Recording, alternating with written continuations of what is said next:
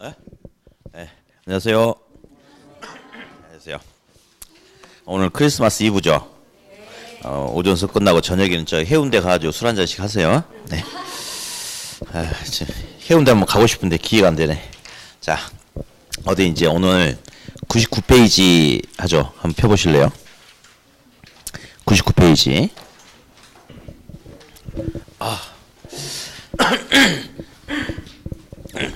자, 이제 거기 보니까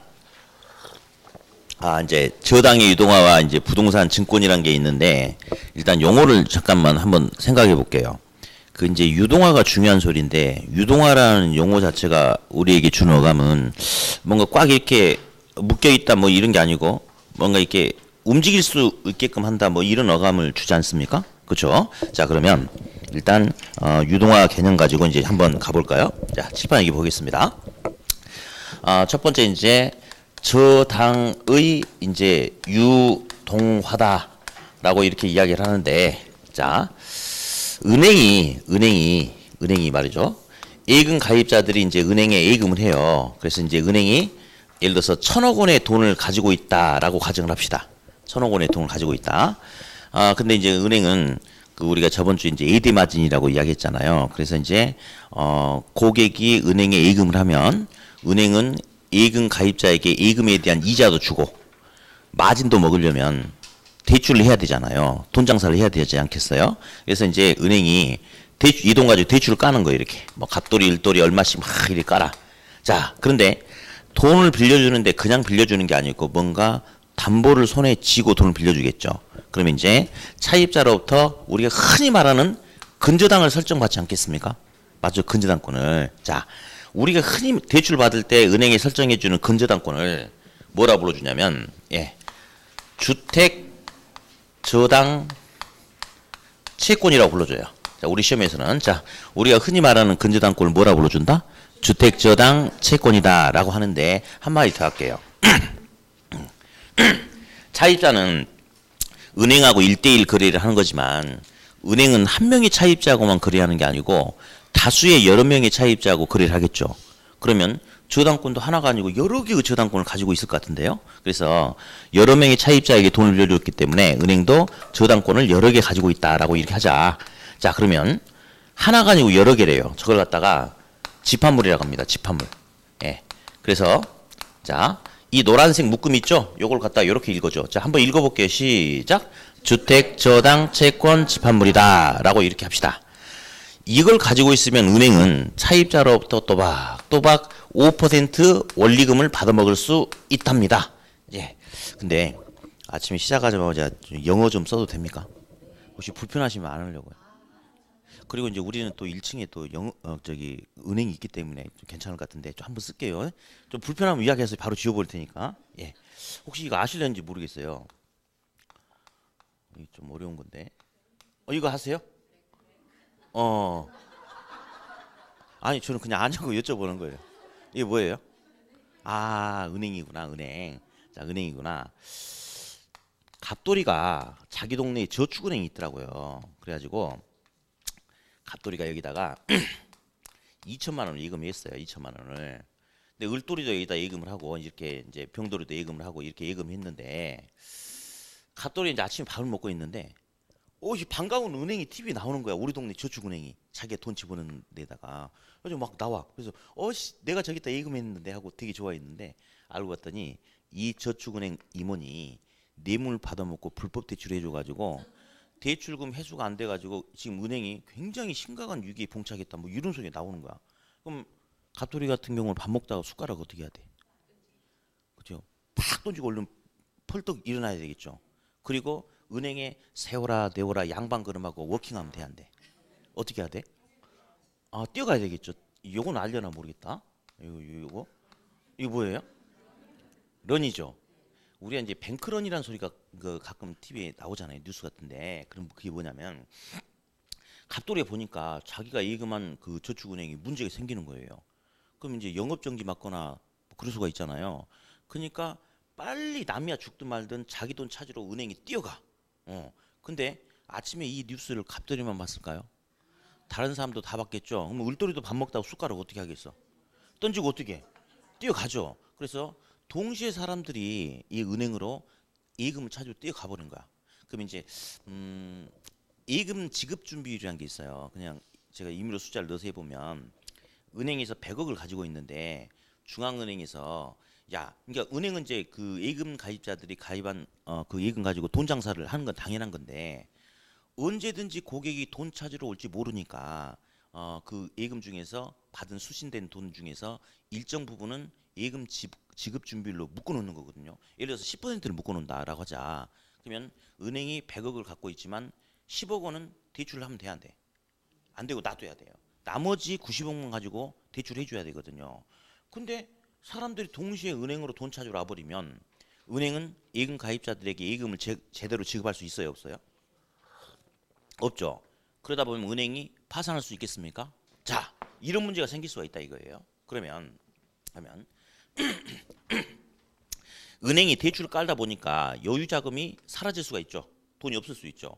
근데 은행은 대출을 깔아놨는데 문제는 뭐냐면 목돈으로 대출이 나갔는데 원리금 푼돈으로 들어오는 거예요. 그럼 은행이 돈이 없다 보면 파산해 버릴 수도 있죠. 그러니까 이제 유동화라는 건 어떤 거냐면 이 저당권 자체를 투자자에게 매각할 수 있게끔 허용을 해주겠대요. 그러면 결국은 이 저당권을 산 투자자가 이걸 샀으니까 차입자가 갚는 원리금 수익이 흘러 누구한테 들어가겠어요? 투자자한테 들어가겠죠. 그러면 투자자의 투자 자금이 다시 은행에 들어올 수 있습니까? 그럴 수 있죠. 그렇죠. 이게 유동화예요, 유동화. 그래서 이제 좀 이렇게 투박한 표현으로 유동화는 장기 대출로 묶여 있는 저당권을 내돌려서 현금화 시킨다. 그걸 갖다 일단 유동화라고 합니다. 뭘 한다? 유동화. 그러면 이제 요 파트에서 이제 시험에서 원하는 게 뭐냐면 이 유동화를 통해서 어떤 효과가 나타날 수 있느냐. 자, 은행에 이제 한번 일단 쓸게요. 유동성이란 게 있고 유동성 위험이란 게 있어요. 자, 여기서 부동산 금융에서는 유동성이 돈을 말해요. 돈이 유동성입니다. 그러면 볼래요? 이런 저당의 유동화 이 제도를 정착을 시키면 은행은 돈 가지고 대출 깔았다가 돈이 없으면 저당권을 팔아서 현금화 시키고 또 대출 깔았다가 돈 없으면 저당권을 팔아서 현금화 시키고 그러면 계속해서 은행에 돈이 들어올 수 있겠습니까? 그렇죠? 그러면 유동성이 증가한다라고 해야 돼요? 감소한다라고 해야 돼요? 그렇지. 유동성이 증가한다라고 이렇게 이야기해야 돼요. 유동성 위험이란 건 어떤 거냐면 방금 여기 은행 돈이 묶여가지고 파산할 수 있다고 그랬죠? 그렇죠? 그런 게 바로 유동성 위험이거든요. 근데 이 유동화 제도를 하다 보면 계속 현금화 시킬 수 있잖아요. 그러니까 돈이 부족해서 파산할 수 있는 유동성 위험은 커지겠어요? 작아지겠어요? 작아지겠죠. 그래서 유동성, 돈이 계속 들어오니까 돈이 묶여서 파산할 수 있는 유동성 위험은 감소한다. 시험에는 증가 감소 가지고 오답을 내줍니다. 그러니까 제대로 보셔야 돼. 다시 유동화를 하니까 계속 현금이 흘러 들어오죠. 유동성이 뭐 한다고요? 증가한다. 그럼에 따라서 돈이 묶여서 파산할 수 있는 유동성 위험은 감소한다. 일단 여기서 하나 잡았습니다. 다음 두 번째. 이제는 우리나라 저당 시장의 구조에 대해서 볼 거고 이를 통해서 MBS가 뭔지 이제 한번 설명할 거예요. MBC는 알아도 MBS는 처음 들어봤죠? 네, MBS가 뭔지 이제 설명할 텐데 자 일단 보겠습니다. 돈을 빌리는 사람이 차입자예요. 차입자. 이 차입자가 은행을 이제 대출기관이라고 하거든요. 대출기관. 예. 차입자가 은행에 자기 주택을 담보로 잡힙니다. 그러면 은행에서 저당을 설정받고 차입자에게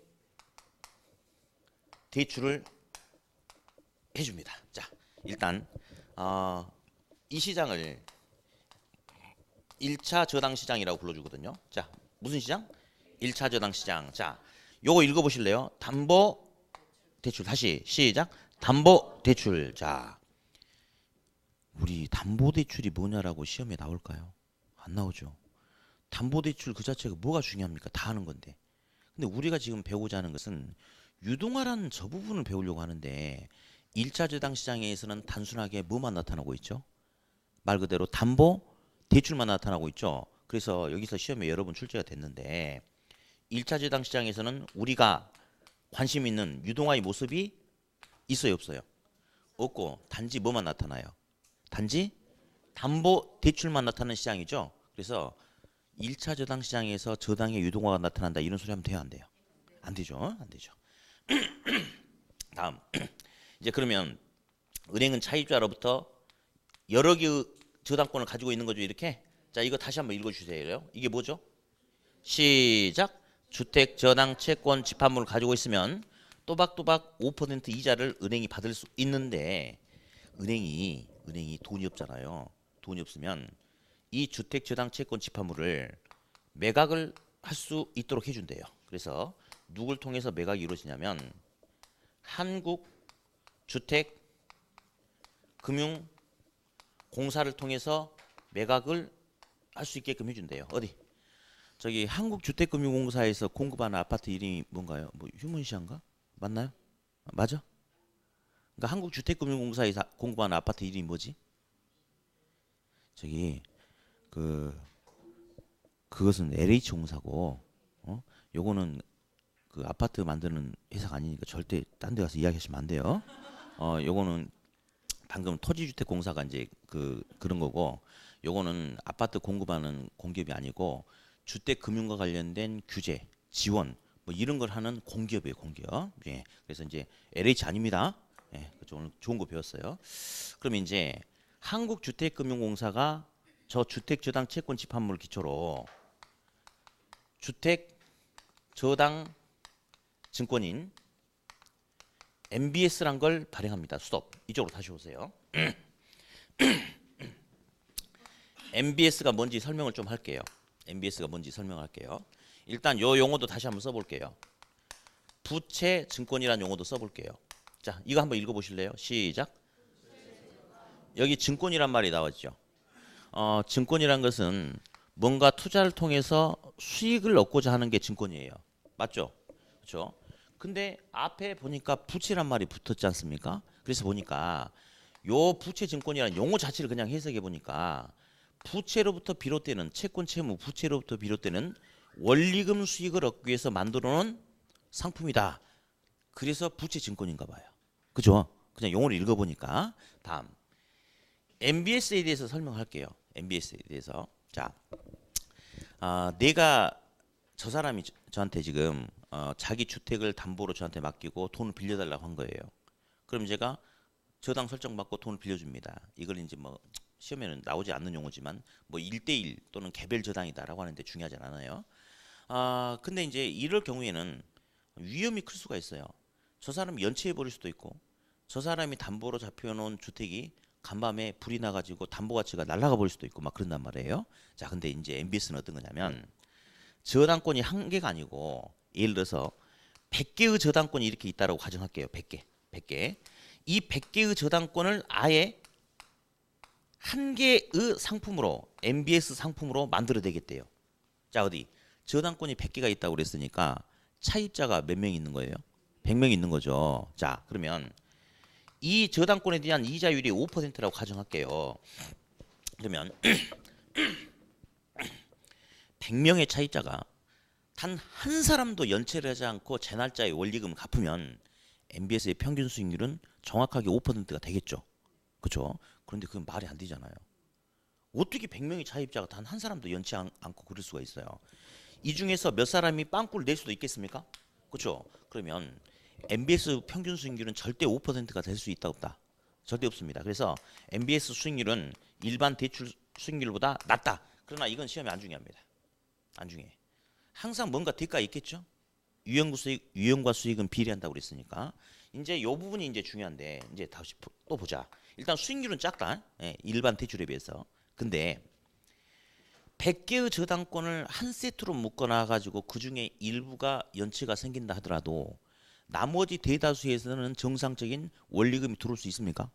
그렇죠? 그러면 위험이 크겠어요, 작겠어요? 위험이 작다. 이게 이제 핵심 포인트예요. 나중에 우리 이제 기본서 같은 데 보면 이 MBS 시장이 활성화된다면 시장에 왜곡된 상황을 어쩌고 저쩌고 하면서 투자자에게 안정적인 투자 대안을 제공해 준다. 이런 표현이 나올 거예요. 이렇게. 그러니까 지금 우리는 그런 표현을 정확하게 몰라도 되니까 어떤 용어에 대한 첫인상, 첫 느낌만 가져주면 돼. 그래서 우리 이렇게 한번 할게요. 예. 앞으로 이렇게 합시다.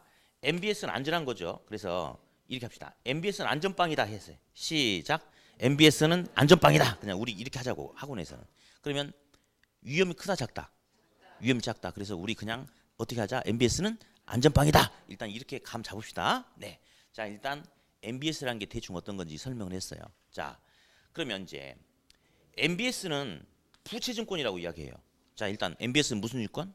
부채증권. 자, MBS를 투자한 투자자는 투자 수익이 생겨 안 생겨? 생기죠. 근데 그 투자 수익의 근원이 뭐냐면 채권 채무로부터 비롯되는 차입자가 갚는 원리금 수익이 투자 수익이 되는 거지 않습니까? 맞죠? 그러니까 결국은 MBS는 부채로부터 비롯되는 원리금 수익을 얻기 위한 상품이니까 무슨 증권이다? 부채증권이다라고 그렇게 가는 겁니다. 네, 다음 이쪽으로 다시 갑니다. 그럼 이제 MBS를 발행하면 이 MBS를 투자자가 투자를 하겠대요. 그러면 차입자가 갚는 원리금 수입이 흘러 누구한테 들어오겠어요? 투자자한테 들어올 수 있겠죠? 그러면 투자자의 투자 자금이 다시 흘러 다시 어디로 들어갈 수 있어요? 은행에 들어갈 수 있는 거죠. 예, 자 볼래요? 요 그림과 이 그림은 똑같은 그림인데 요쪽 파트에서 시험에 물어봐 주는 것은 이 유동화를 통해서 어떤 효과가 나타나느냐 요거다 요거 유동성이 증가하고 유동성 위험이 감소한다. 요거 설명하려고 이렇게 그려놓은 거고 요쪽 파트에서는 이제 우리나라 저장시장 구조를 가지고 뭔가를 파고 들어가면서 물어봐서 그냥 이렇게 그려놓은 것 뿐입니다. 그래서 이쪽 그림도 다 장기 주택 담보 대출에 의한 저당권을 돈 없으면 내돌려서 현금화 시키는 거죠. 똑같은 개념이죠. 그렇죠? 자, 일단은 요 시장을 2차 저당 시장이라고 그래요. 무슨 시장? 2차 저당 시장. 그러면 1차 저당 시장에서는 유동화가 발생하지 않았지만 2차 저당 시장에서는 유동화가 발생한다 안 한다? 유동화 발생한다. 다시 한번. 1차 저당 시장은 유동화가 발생한다 안 한다? 1차? 안 한다. 몇 차 시장에서 발생한다? 2차 시장에서 유동화가 발생한다. 자, 됐고 이제 지금 사실은 제가 하는 부분이 되게 어려운 부분이에요. 만약에 이제 어디 대학교 경제학과 교수한테 저기요 MBS 시장 저당의 유동화 MBS 구조 저당 시장 구조에 대해서 좀 설명해 주세요. 그러면 설명 제대로 못 합니다.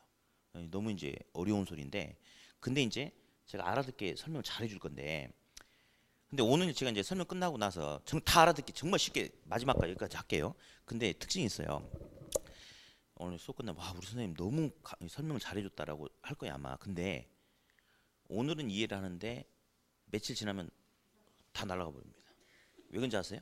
왜 그러냐면 여기서 쓰는 용어라든지 어떤 흐름들이 우리가 살아오면서 사실은 솔직히 좀 불필요해. 그리고 흔하지 않은 용어들이 나와. 그러니까 이제 지금은 수업 들을 때는 이해되는데 듣고 나면 며칠만 지나면 홀라당 까먹어 버린단 말이에요. 물론 다른 부분도 다 그렇게 하시겠지만 그래서 이제 큰 목소리를 좀 따라서 읽어주셔야 돼. 이제부터 아셨죠? 그렇죠? 예. 자 이제 MBS가 어떻게 만들어지는 거냐면 이게 주택저당채권 집합물이야. 그래서 주택저당채권 집합물을 기초로 한국주택금융공사가 발행하는데 시험에 한국주택금융공사가 MBS를 발행한다 해서 시험에 발행기관이다라고 나와. 그래서 주택저당채권 집합물을 기초로 한국주택금융공사라는 발행기관이 주택저당증권인 MBS를 발행하고 MBS는 아까 저기 보니까 무슨 증권이라고 그랬어요? MBS는 부채증권이다. 이 흐름을 잡아내는 게 중요하거든요. 그래서 반복해서 좀 읽어볼 거예요. 큰 목소리로 하셔야 돼요. 큰 목소리로. 네. 자, 뭐란? MBS란 뭘 기초로? 주택저당채권 집합물 기초로 누가? 한국주택금융공사라는 발행기관이 주택저당증권인 MBS를 발행하고 MBS는 부채증권이다. 다시 한번. 자, 뭐란? MBS란 주택저당채권 집합물 기초로 한국주택금융공사라는 발행기관이 주택저당증권인 MBS를 발행하더라. MBS는 무슨 증권이다? 부채증권이다. 예, 자꾸 읽어보면 돼. 자꾸 읽어보면. 예, 다음 이제 세 번째는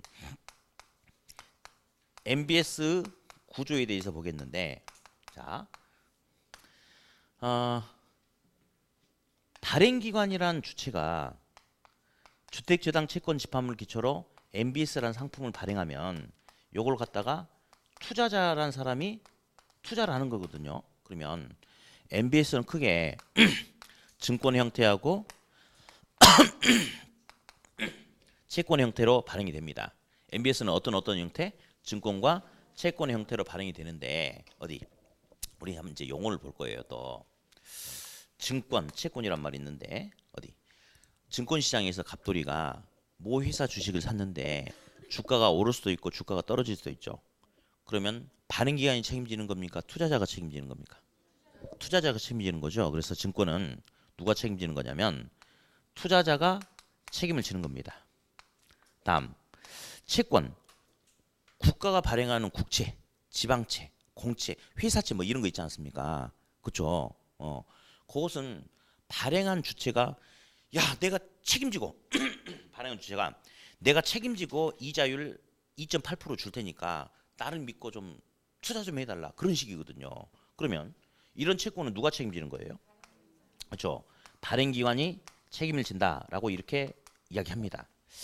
근데 우리가 한번 생각해 봐야 될 게 책임을 진다는 게 무슨 의미인지 한번 생각을 해봐야 되겠어. 그래서 이 학생하고 옆에 있는 학생 두 학생이 오토바이를 타고 우리 학원에 이제 공부하러 와요. 스쿠터를 타고. 그래서 이제 학원 입구에다가 둘 다 오토바이를 이렇게 세워놨는데 수업을 열심히 듣고 있는데 원장님 갑자기 들어오더니 혹시 학원 입구에다가 오토바이 세워놓은 사람 있니? 그래서 이 두 사람이 우린데요 한 거야. 그랬더니 큰일 났대.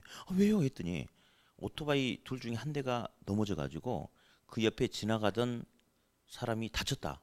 코피도 터지고 막 팔도 부러졌는데 그 사람이 부산 조폭이더라. 그래서 지금 우도 뽑고 문신 보여주면서 누구 오토바이인지 때려 죽인다고 난리더라. 이렇게 이야기를 하는 거예요. 그럼 둘 다 이제 간이 콩알만해지겠죠. 그러면서 둘이 일단 엘리베이터 타고 내려가. 이 학생은 속으로 어떤 간절함이 있을까요? 그치. 제발 내 오토바이가 아니기를. 자 볼까요? 내 오토바이가 아니라는 것은 상대방 오토바이일 거야 아마. 그러면 상대방 오토바이란 것은 그 상대방한테 그 오토바이에 대한 소유권이 있나 봐. 그러니까 그 사람이 책임지는 거죠. 그렇죠? 책임을 진다는 것은 그 물건에 대한 소유권이 나한테 있으니까 네가 책임진다 이 말이거든요. 그럼 어디? 증권은 누가 책임진다고 그랬어요? 투자자. 그러면 소유권이 누구한테 있을까요? 투자자한테 있어요. 채권은 누가 책임진다고 그랬어요? 발행기관. 그럼 소유권이 누구한테 있다? 발행기관한테 있다. 이렇게 하는 겁니다. 이렇게. 다음. 이제 놀리시면 안 돼요. 놀리시면 안 돼요. 그냥 뭐 하나 쓸 거니까. 뭐 MPTS 뭐 MBB도 있고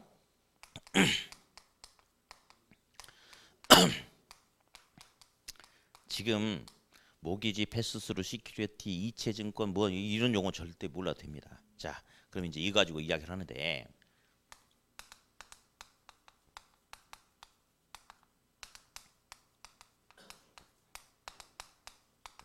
자, 이거 먼저 읽으세요. 시작. S는 증권, 나머지는 채권. 다시 한번 시작. S는 증권, 나머지는 채권. 자, 우리 학생들은 모기지, 패스스루, 시큐리티 이런 용어도 몰라도 돼요. 모기지, 백드, 본드가 뭔지 몰라도 됩니다. 예, 자, S는 증권, 나머지 채권이라고 그랬죠. 예, 그래요. S가 시큐리티 증권이에요. 본드는 채권이에요. 근데 그렇게 하지 말고 여기 보니까 다시 시작. S는 증권, 나머지 채권. S로 끝나는 놈은 증권이고 본드고 뭐고 필요 없어. 나머지 S가 아니면 전부 다 채권이에요. 그래서 보니까 얘는 증권이에요. 왜? S니까. 얘는 뭐야? 왜? 그래, 그렇게 하면 돼요. S로 끝나면 증권이고 나머지는 채권. 오로지 누구만 S야.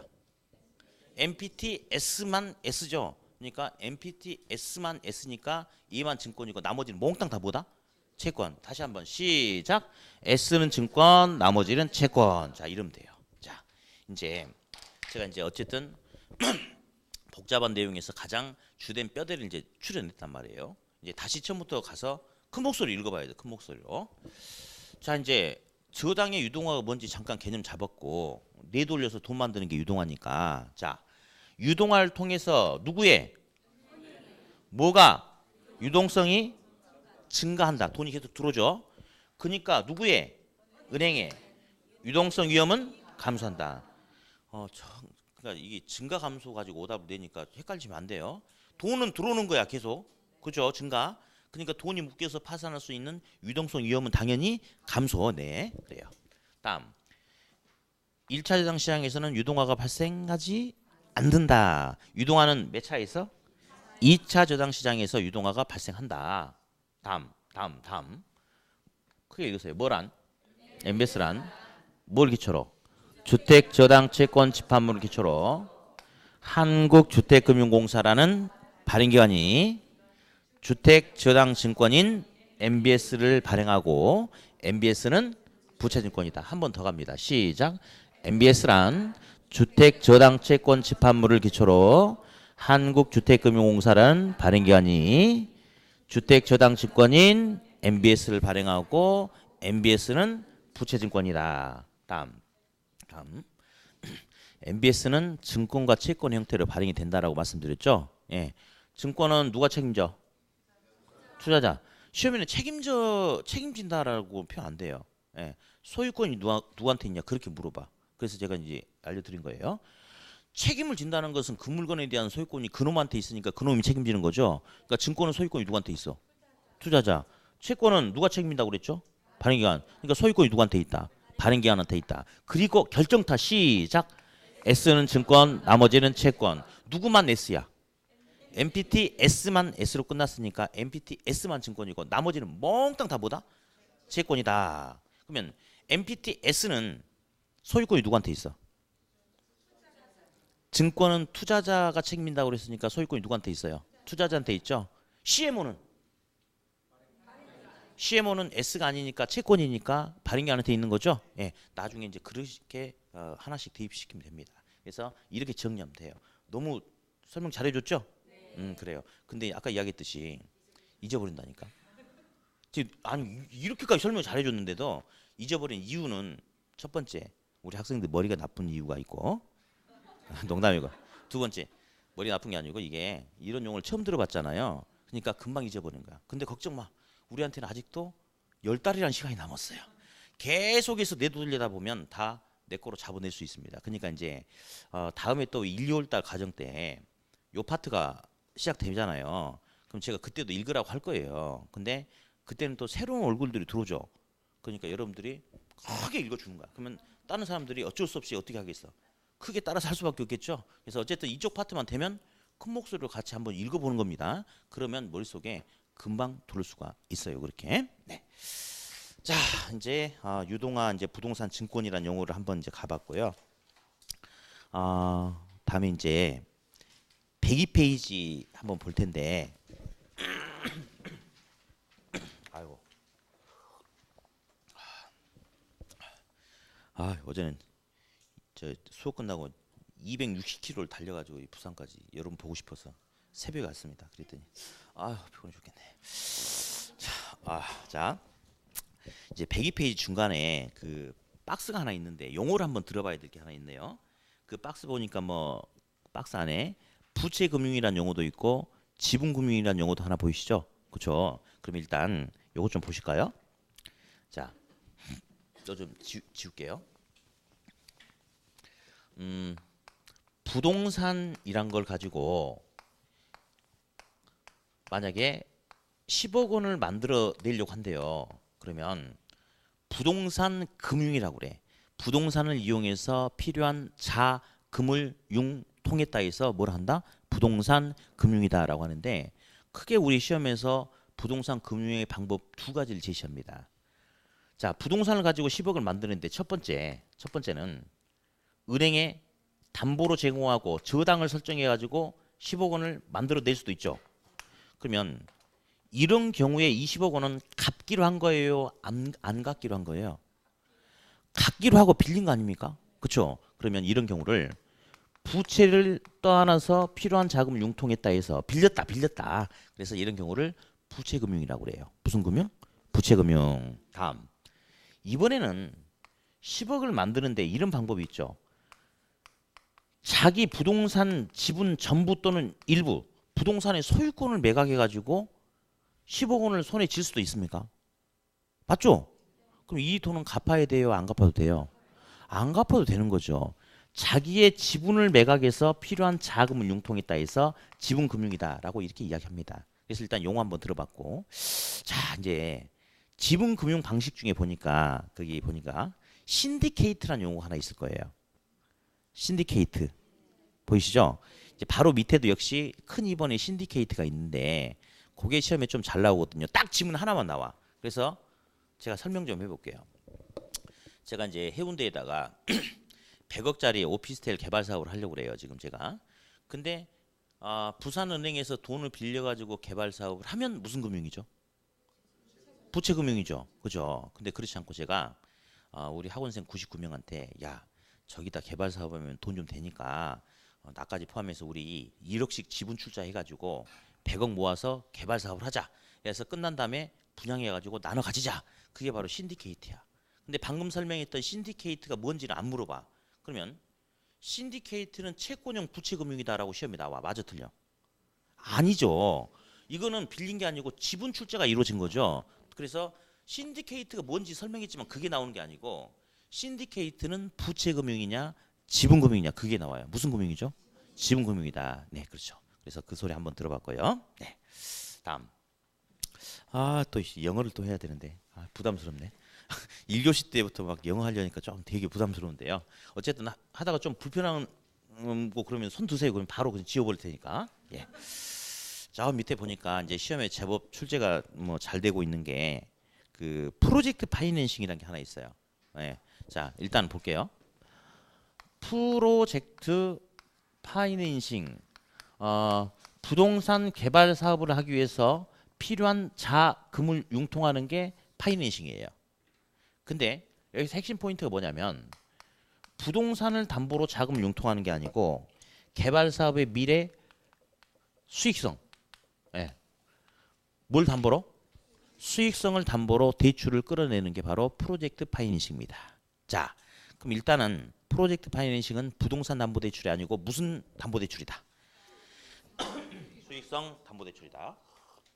자, 그리고 책에 있는 내용을 먼저 할 게 아니고 먼저 우리가 잡아야 될 게 하나 있어요. 뭐가 있냐면 프로젝트 파이낸싱 개발 방식에 대해서 집중적으로 좀 요즘 글에 물어보고 있거든요. 그래서 영어 공부를 좀 해야 되겠네. 예. 자, 빌드 이렇게 안 해도 되고요. 빌드는 B라고만 알고 있습니다. 준공한다, 건설한다를 B라고 그래요. 준공 건설을 B라고 합니다. 다음, T, 예, 트랜스퍼 소유권을 양도한다, 이전시킨다, 귀속시킨다. 그래서 양도, 이전, 귀속을 T라고 합니다. 다음, 리스, 임대, 임차, 리스, 임대를 L이라고 합니다. 오퍼레이트, O는 오퍼레이트, 운영이란 것도 있고, 오운 해가지고 소유한다 이런 게 있습니다. 이 B, T, L, O 이 영어 단어 앞 글자 네 가지 가지고 이제 어떤 상황을 주면 그 상황에 맞게끔 집어넣어줘야 되거든요. 예, 그래서 이제 한번 가볼게요. 첫 번째 이제 어떤 거냐? 예를 들어서 어떤 고속도로 같은 경우를 한번 이야기를 한번 해보자. 자, 천안 논산 고속도로는 11개 건설사가 컨소시엄을 구성해서 5년에 걸쳐서 준공을 하더라. 그리고 준공되자마자 국가에 소유권을 이전 귀속을 시키더라. 그리고 나서 공사비 주세요 했더니 공사비를 안 주고 이 컨소시엄 법인에게 30년간 시설 운영권을 주겠다. 그러니까 이 기간 동안 운영하면서 고속도로 통행료 수입이라든지 휴게소 운영 수입을 통해서 네가 투자했던 돈 회수해 가라라고 그렇게 한대요.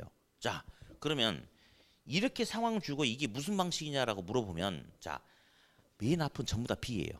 일단 뭐 물건을 만들어야지 뭐. 그러니까 이 B 맞습니까? 빌드 B? 예. 이거 뭐죠? 소유권 넘겼죠. 그러면 T가 되죠. 이건 뭐예요? O. 그럼 이건 무슨 방식이냐면 BTO 방식이다라고 이렇게 하면 되는 거예요. 이렇게. 예. 다음. 근데 그러면 선생님 고속도로는 전부 다 BTO입니까? 아니요. 똑같은 시설인데 시험에서 달리 제시할 수도 있어요. 어떻게 할 수도 있냐면 실제로 그렇게 나옵니다. 컨소시엄 법인이 5년 동안 준공하고 나서 이 시설에 대한 운영권을 먼저 컨소시엄 법인에게 주는 거야. 돈 빼먹으라고. 그래가지고 이 기간이 다 종료되면 소유권을 국가에게 귀속시켜라 라고 할 수도 있거든요. 그러면 B 하고 나서 바로 뭐 있어? 그 다음에 그때는 뭐가 되는 거예요?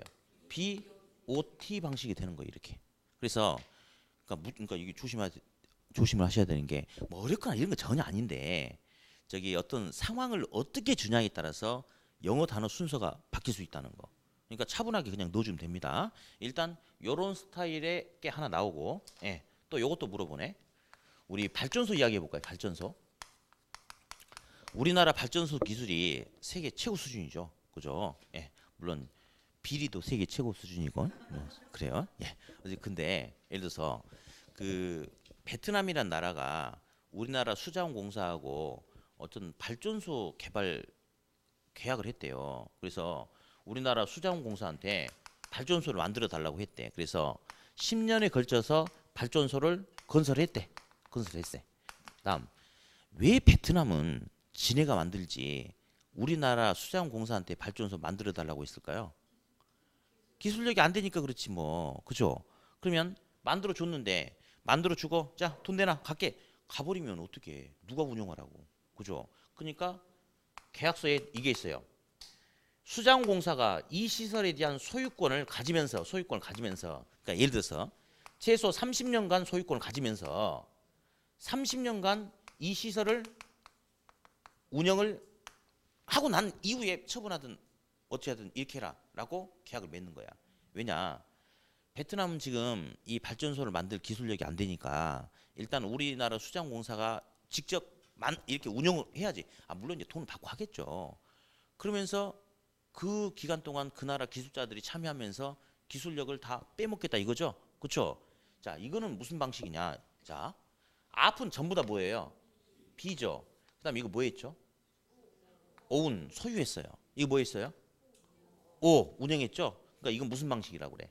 BO 방식이다라고 이렇게 이야기를 하고, 예. 하나 스타일만 더 이야기합니다. 한 가지만. 군인 아파트라든지 학교 뭐 이런 것들 있는데 어디? 군인 아파트의 공급, 관리, 운영 책임은 누구한테 있냐면 국방부한테 있어요. 국방부한테. 예. 군인 아파트 색깔은 무슨 색깔이에요? 국방스. 군인들이 제일 싫어하는 소리가 그 소리예요. 요즘에는 그냥 일반 아파트하고 똑같아요. 일반 아파트. 그러니까 이제 여러 가지 형태가 있는데 뭐 학원 옆에 보니까 레미안 아파트도 있고 무슨 아파트도 있대. 그냥 일반 아파트거든요. 그 안에 군인 아파트가 속에 들어가 있게 돼요. 국방부에서 이제 그 민간 아파트 매입해 가지고 세를 내주는 것도 있고, 아니면 이제 요즘에는 이제 군인 아파트 지어도 국방색 전혀 아닙니다. 그런 소리 하지 마세요. 네. 그러니까 아니고 민간 건설사에게 만들어 달라고 해. 그러니까 보면 대우 푸르지오 뭐 이렇게 된다니까요, 정말. 예. 자, 그러면 이제 가볼게. 국방부가 근데 직접 만들지 않고 어떤 A라는 건설사에게 만들라고 하는 거야. 그래서 A라는 건설사가 3년에 걸쳐서 아파트를 준공을 했대. 만들자마자 소유권을 국방부에게 이전시키라고 하는 겁니다. 그리고 나서 예를 들어서 뭐 10년간 A 건설사한테 시설에 대한 운영권을 주기로 하는 거예요. 근데 또다시 약정의 계약에 의해서 A랑 건설사가 운영권을 갖는데 이건 껍데기야. 반드시 이 운영권은 A랑 건설사가 갖긴 갖지만 A랑 건설사가 운영하는 게 아니고 국방부한테 임대를 받고 무조건 시설 운영권을 임대하게끔 이렇게 하는 겁니다. 예. 그러니까 이제 한마디로 아파트 지으라고 해놓고 공사비를 목돈으로 주는 게 아니고 그냥 10년에 걸쳐서 분할로 주겠다 뭐 이런 개념 아니겠습니까? 그렇죠? 자, 그러면 일단 뭐예요? 무조건 앞은 뭐죠? B죠. 뭐 했습니까? T 했죠. 뭐 했죠? L이죠. 이게 무슨 방식이죠? BT, L 방식 이렇게 하는 겁니다. 이렇게. 예. 그래서 이제 문제가 앞전 게 사실 좋았는데 어떤 상황을 이렇게 줘. 이런 상황을 주고 이와 관련된 개발 방식이 뭐냐? 1번 BOT, 2번 PTO, 3번 BTL 뭐 이렇게 나와. 근데 작년에 이게 나왔어. 그러니까 사실 이게 좋은데. 근데 올해는 나온다면 이런 식으로 나올 거예요. 부동산 개발 방식에 관한 설명으로 틀린 것은 1번 BTO란 어쩌고저쩌고, 2번 뭐란 어쩌고저쩌고 해서 그런 문제에서 두 개 지문이 아마 두 개 정도 나올 가능성이 있습니다. 그러니까 특별히 어려운 건 절대 없어. 예, 차분하게. 그리고 영어 단어 BTLO 네 개 봤죠? 근데 얘는 필요 없어. 앞은 전부 다 뭐니까? 앞은 전부 다 B니까. 그러니까 요거 TLO만 가지고 그 상황에 맞게끔 넣어줘야 돼요. 제가 아까 이거 구인 아파트 BTL이라고 그랬죠? BLT도 해요. BLT도. 예. 준공하고 나서 시설 운영권을 주고 국방부가 10년 동안 빌려 쓴대. 그리고 나서 기간이 끝나면 소유권을 국방부한테 이전시킨대. 그럼 뭐가 되는 거예요? BLT가 되는 거거든. 절대 난이도는 없어요. 대신에 뭐는 무슨 방식 이렇게 해버리면 안 되고 시험에서 원하는 상황 있잖아요. 그 상황에 맞게끔만 영어 단어를 넣어주면 돼요. 아셨죠? 그렇죠? 네. 자, 그래서 이제 또 영어 공부를 또 했습니다. 아휴, 영어 또 나오네. 어떻게 하냐? 103페이지 영어 또 나오는데 이거 수업 못 하겠는데. 한번 해볼까요? 그래도 해봐. 혹시 뭐 아침 먹은 게 뭐 쏠리거나 기분 상하고 이러시면 안 계시죠? 예.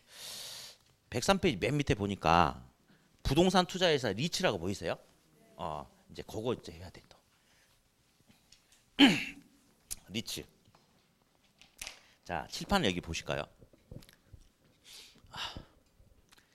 리츠를 영어로 쓰면 이렇게 써요. 이렇게. 자, 영어를 다시 읽어볼게요. 영어를. 예. 이게 리얼 에스테이트 부동산이에요. 그래서 그냥 써볼게. 부동산. 인베스트가 투자. 그냥 영어를 그대로 직역하는 거예요. 직역. 예. 투자. 트러스트 신탁 회사. 그래서 리츠라는 영어를 직역을 해보니까 부동산에 투자하기 위해서 만든 회사다 해서 리츠를 부동산 무슨 회사야?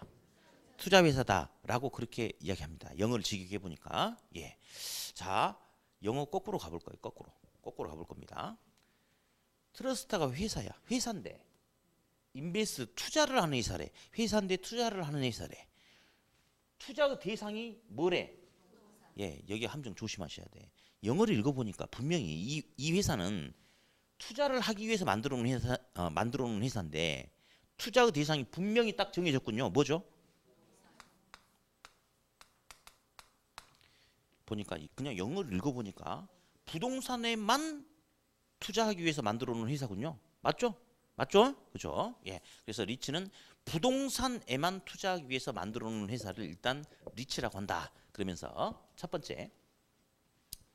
자, 1번. 리츠는 리츠다. 시작. 리츠는 리츠다. 이 리츠 회사가 여유 자금이 엄청 많대요. 예. 한 6조 원 정도 이렇게 된대. 6조 원 정도. 예. 돈이 되게 많은데 부산에 나이키 신발 만드는 회사가 이렇게 돈이 부족해가지고 파산 직전인가 봐. 근데 저거 사가지고 정상화 시키면 돈을 많이 벌 수 있을 것 같아 그냥. 그러면 이 회사가 리츠 회사가 여유 자금이 충분하게 많다면 헐값에 나온 수익성이 좋은 나이키 신발 회사를 인수합병할 수도 있어요 없어요? 돈이 여유 충분하게 있다면 할 수 있어 없어? 다시 읽어. 시작. 영어를 보니까 리츠는 투자하기 위해서 만들어 놓은 회사인데 투자 대상을 딱 못 박아놨네. 뭐라고? 부동산에만 투자하기 위해서 만들어 놓은 회사라고 못 박아놨잖아요. 그럼 이거 사면 돼 안 돼? 안 돼. 리츠는 말 그대로 부동산 시장에서 투자 활성화를 목적으로 만들어놨기 때문에 부동산과 관련된 투자만 해야 돼요. 그래서 리츠는 리츠라고 그랬죠. 그러니까 리츠는 리츠가 아닌 다른 회사랑은 인수합병할 수 있다 없다? 할 수 없다라고 이야기합니다. 왜? 리츠는 리츠니까 그래요. 예. 다음 두 번째. 리츠는 주식이다. 자, 2번 시작. 리츠는 주식이다. 자, 직접 부동산을 사고 파는 실물 투자의 경우 여러 가지 문제점이 나타날 수 있는데 우리 시험에서 통상 이렇게 지시하는 게 야, 실물 부동산은 금액이 크지 않냐? 그러면 사고 팔 때 좀 힘들지 않냐? 특히 팔려고 내놔도 빨리 안 팔리지 않냐? 그래서 실물 투자는 투자의 환금성이 낮은 문제가 있다라고 이야기를 합니다. 맞겠죠? 맞는 소리죠, 그죠? 네. 근데 리츠는 어떤 형태로 이루어지냐면 주식의 형태로 거래가 이루어지는데 우리 신문에 보면 부동산 투자 회사라는 테마가 있거든요. 거기 이제 리츠 회사가 몇 개 있어요. 거기 보면 주가가 한 주에 뭐 4,000원, 5,000원 뭐 이 정도 수준밖에 안 합니다. 그러면 리츠는 소액 주식에 의한 투자가 이루어지죠. 그러면 현재 시세대로만 내놓는다면 얼마든지 자유롭게 거래가 될 수 있어요, 없어요? 있죠. 그렇죠. 따라서 일반 규모가 큰 부동산 실물 투자는 환금성이 낮은 문제가 있는데 리츠는 어떤 형태로 투자가 이루어지기 때문에 주식의 형태로 투자가 이루어지기 때문에 환금성이 높다, 낮다? 높다. 자, 다시 합니다. 여기 보니까 리츠는 분명히 어디에다만 투자하기 위해서 부동산에만 투자하기 위해서 만들어 놨어요. 네, 리츠는 리츠다. 그러니까 리츠는 리츠가 아닌 다른 회사랑은 인수합병할 수 없고 리츠는 주식이다. 주식 형태로 거래가 이루어지기 때문에 일반 부동산 투자에 비해서 환금성이 높다, 낮다. 환금성이 높다. 자, 그러면 책을 한 장 넘겨놓으세요. 책을 한 장 넘기시고 무슨 표가 있을 거예요. 그죠? 예. 그러면 잠깐 쉬었다가 요거 가지고 다시 설명을 이어갈게요. 네, 쉬었다 하겠습니다.